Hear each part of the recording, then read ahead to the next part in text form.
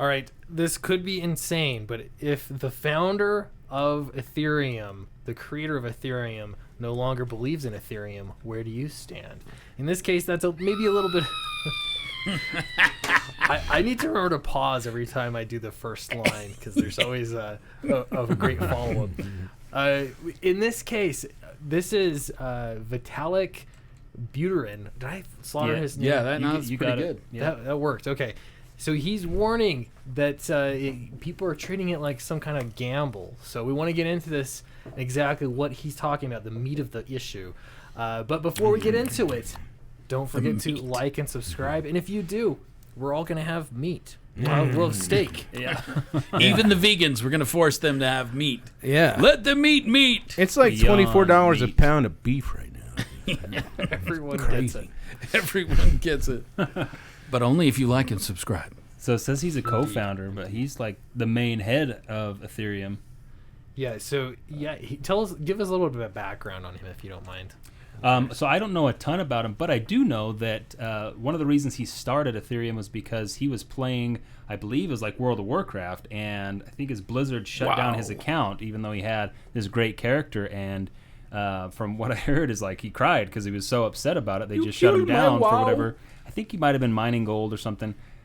The specifics of the game, I'm not sure, but that's what happened. And so he was so upset that he actually saw Bitcoin and wanted to create his own network of cryptocurrency, and he won a major prize for creating Ethereum and got a big funding for it. And Ethereum's the second biggest coin that we have today because of basically the hurt that he felt from getting that taken away from him. And it was a centralized company that took his account. He spent hundreds of hours in this game, and it was just taken away from him. So he wanted to create something that could not be just taken away because of rules or regulations, and that's one reason that he created Ethereum. So, is he rich? That's as much as I know there. Is he filthy rich? Oh yeah, he's a billionaire. Take that. So what's his big beef here? What's his big beef? Where's the beef? Beefing with bored apes. So here's the quote that it was taken out of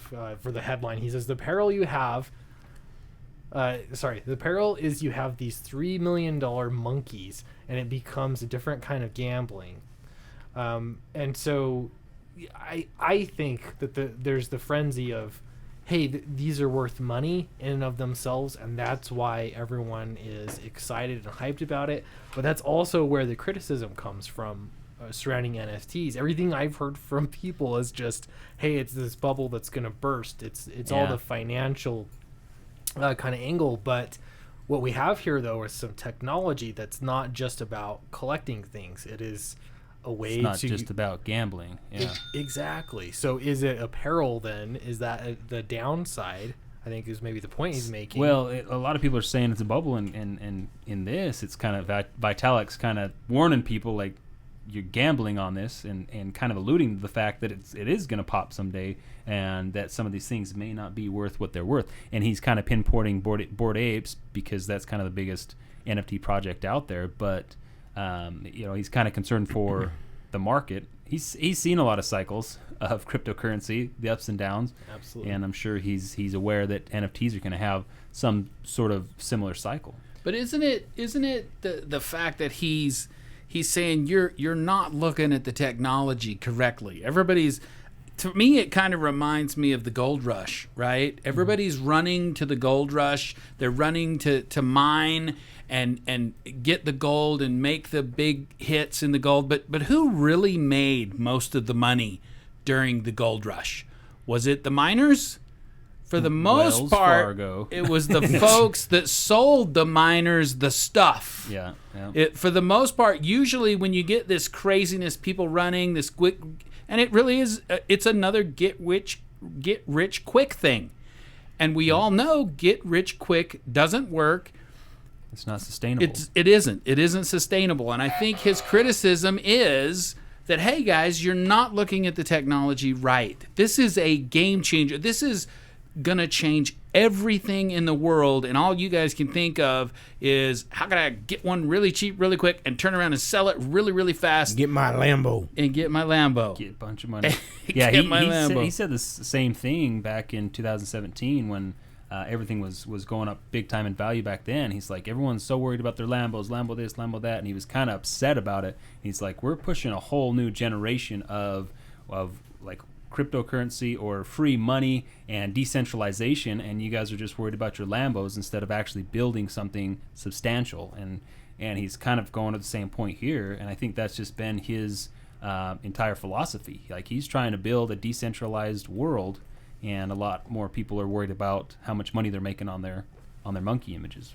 Well, so I want to pull this quote out also from the article. He says, one silver lining of the situation is that in the last 3 weeks, it has reminded a lot of people in the crypto space that ultimately the goal of crypto is not to play games with million-dollar pictures of monkeys. It's to do things that accomplish meaningful effects in the real world. And this is, again, it goes back to what is the utility of that NFT? What is the purpose of it? And I think that this is probably a natural part of the process of this maturing, is that there's going to be some cream that rises to the surface. There's going to be junk, and it'll be seen for what it is. I don't know. I think this phase, though, is inevitable. It's just, you just have to get through it. So. Yep. Yeah. Wow. What do you guys think? I'm curious. What is the future then? Maybe that he's kind of thinking this is kind of a short-term thing, and us kind of everybody trying to grab money. But what is the future? What do you guys see? I'm curious what our little panel here thinks of the future. Well, one thing that interests me here is that how much value do we put on digital assets, or if they can exist at all? And I think the example of a game, creating a character or a skin in a game, I used to think that was the most ridiculous thing, but if you spend time in virtual spaces, you have ownership over it. You've paid money for it. Whatever it is, you own that virtual item. And so what's interesting to me about NFTs is the more that we're spending time online, there's going to be more ownership that's digital ownership. And I think NFTs are going to be a vehicle to help that happen. I think you made me think of something when you said that he was playing WoW. Back in the day, I was a big WoW person, hugely in the industry. I owned a gaming shop, so we had a room full of wowers. We'd go on stuff, and but there was a lot. Yeah. Oh, the LAN party, all night LAN parties. We do all night till 8, 9 in the morning, but there was a lot of guys making good money selling their gold, their gold and their items. Gold and farming. And then they became a big thing, and it's all illegal according to Blizzard. Yeah, that is not something you're supposed to do, and they'll knock your account. Yeah, but why wouldn't you embrace that on this level for sure?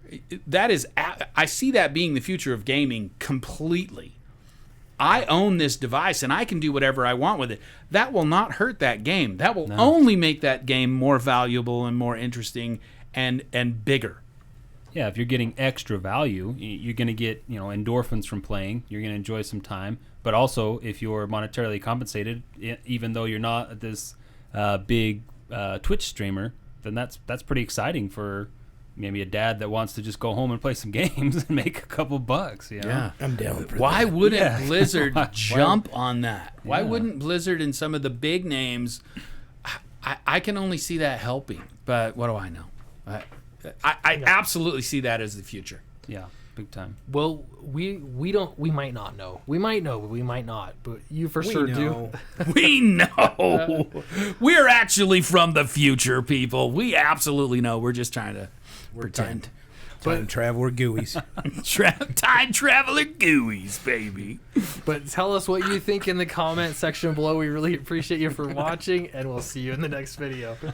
Goodbye.